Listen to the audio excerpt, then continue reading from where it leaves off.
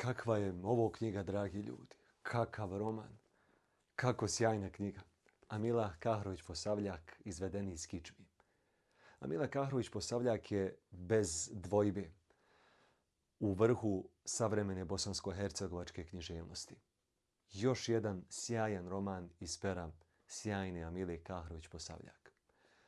Zaista mislim da mi nedostaje riječi kao običnom čitaocu, jer ja kao običan čitaoc vama i pričam. Nedostaje mi riječi da opišem ovu knjigu, da dočaram vam sve te doživljaje, sve ono što sam osjetio nakon što sam je pročitao i sve ono što sam osjećao dok sam je čitao.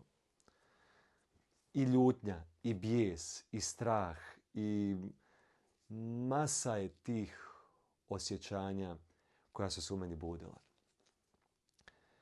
I osim što je naravno sjajna priča, osim što je sjajna radnja, fabula, način na koji autorica piše, njen stil je nevjerovatan, fascinantan. I ja sam ponovo nakon romana Škripta i kože očaran i oduševljen načinom na koji autorica piše. Ali evo, doći ćemo do toga.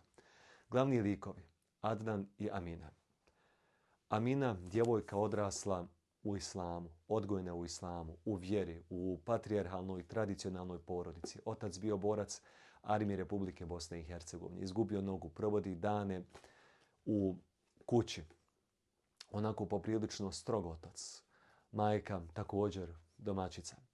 Žive u teškim okolnostima, teškim uslovima, siromaštvu. Amina mora da napusti školovanjem 4. razred kako bi pomogla kao krojačica svojoj porodici.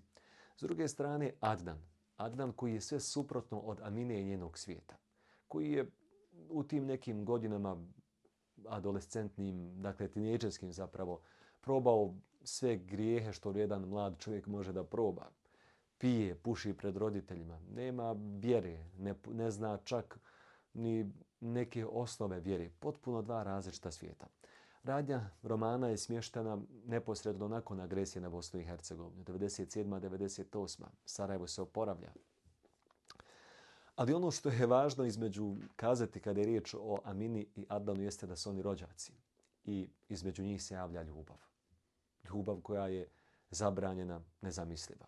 Oni to kriju. Adnan ulazi u Aminin svijet, Amina ulazi u Adnanov svijet. Ta dva svijeta se isudaraju, ali i prepliču. Aminin svijet je potresen. I pratimo to, autorica sjajno to opisuje, te Aminine dileme, dvojbe, propitivanje same sebe, svoje onda vjere, kajanje. I mnogi će se pronaći u liku Amine. Posebno oni koji su odrasli i odgojeni u vjeri, a koji su u jednom momentu svoga života počinili neki grijeh koji čak nije ni veliki grijeh, ali u njihovim očima velik, zato što su do tog momenta bili sačuvani, bili čisti.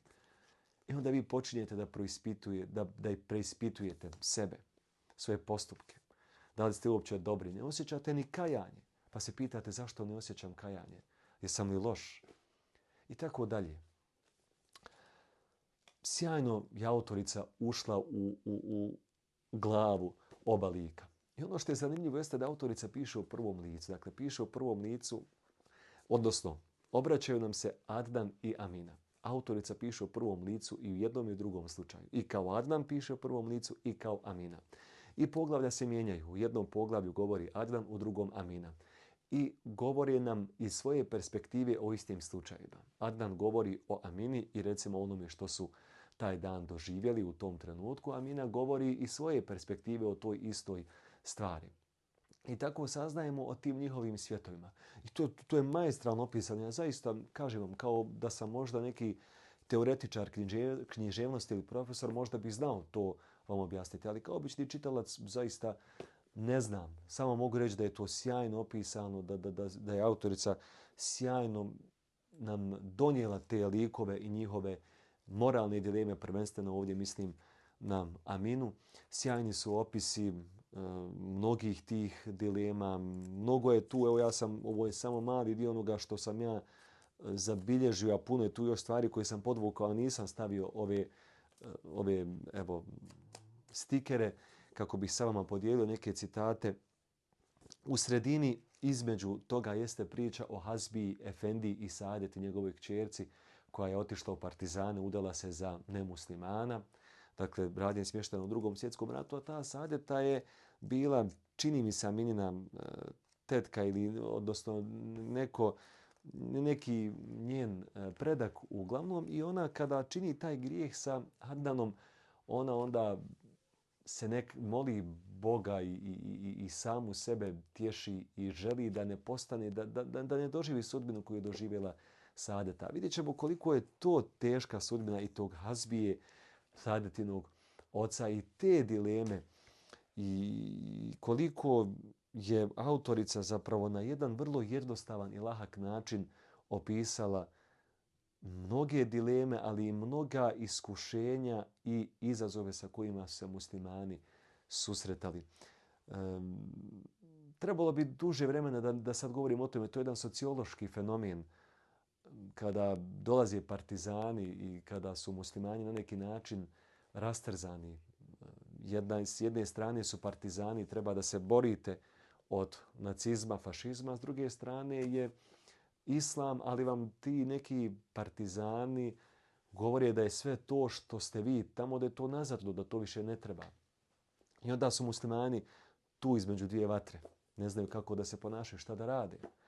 I to je između ostalog opisano kroz ovu priču o Hazbiji i njegovoj kćerci koja se udaje za nemuslimana, odnosno interludiji u sjenama sablji. Kao što rekao, puno sam ovdje stvari podvukao. I da, ono što je važno naglasiti jeste da sve vrijeme dok čitate ovu knjigu osjeti se neka teška atmosfera. Vi naslućujete, možete naslutiti da će se nešto strašno dogoditi. Autorica nam to polako i najavljuje kroz likove, kroz njihove priče. Pa tako kaže, kada Amina govori: "I u Bajram sam ušla rasterećena i sigurna u pobjedu nad velikim iskušenjem. Nisam ni slutila da je to prvi znak propasti. Kako i teško bolesnom čovjeku bude bolje pred samu smrt." Dakle, ovo se dešava poslije Ramazana, jer pred Ramazan Adnan je uzburkao njen svijet. Dakle, ona je bila zaštićena, kao što rekao, na neki način rasla u staklenom zvonu. Bila je izolovana od svih tih dešavanja, od poroka, od grijeha.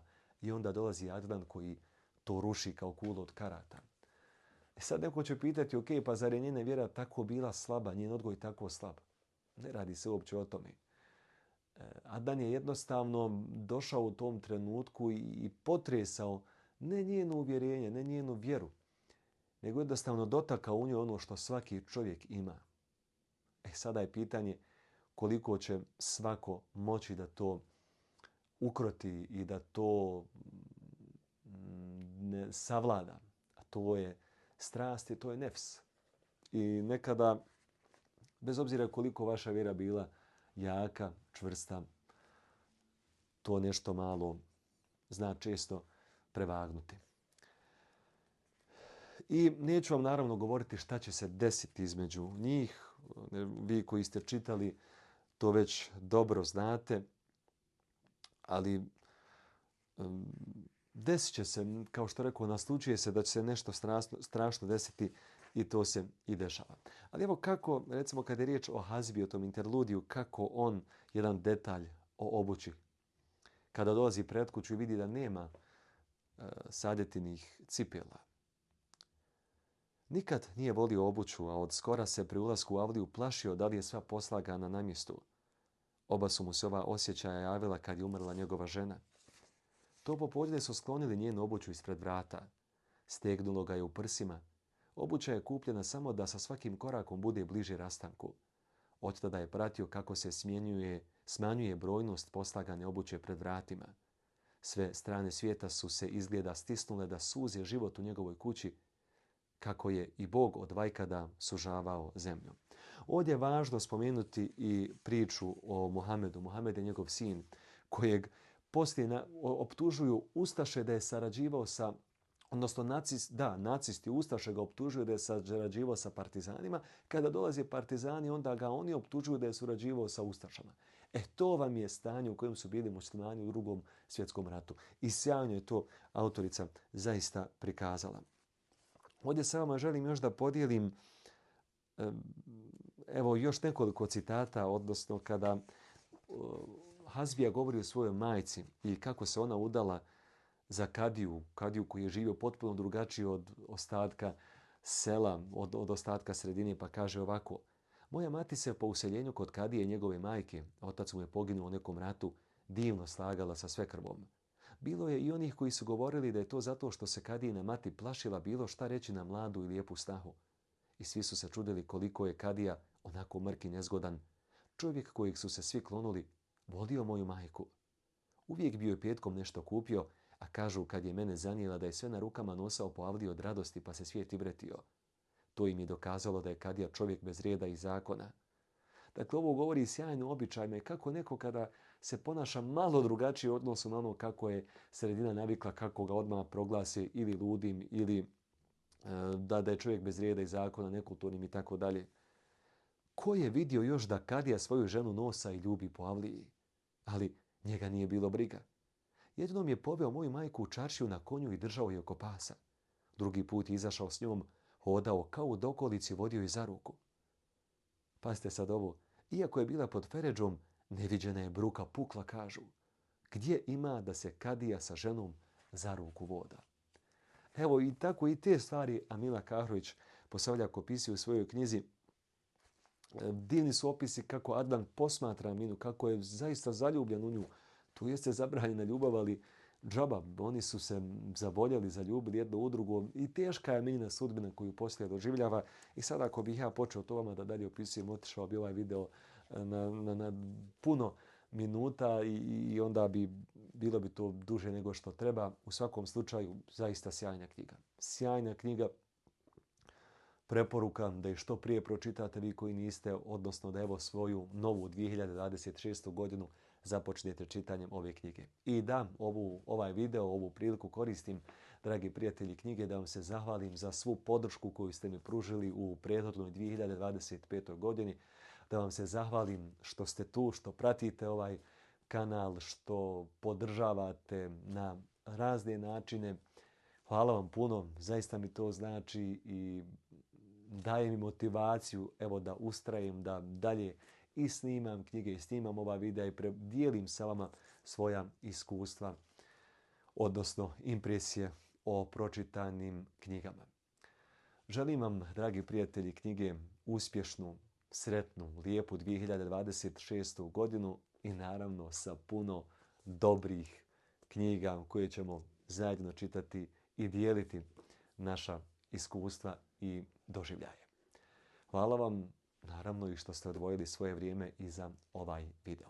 I želim da pročitam vaše komentare i vaše impresije, vas koji ste pročitali knjigu Izvedeni iz kičmi. Hvala vam i vidimo se u narednom videu.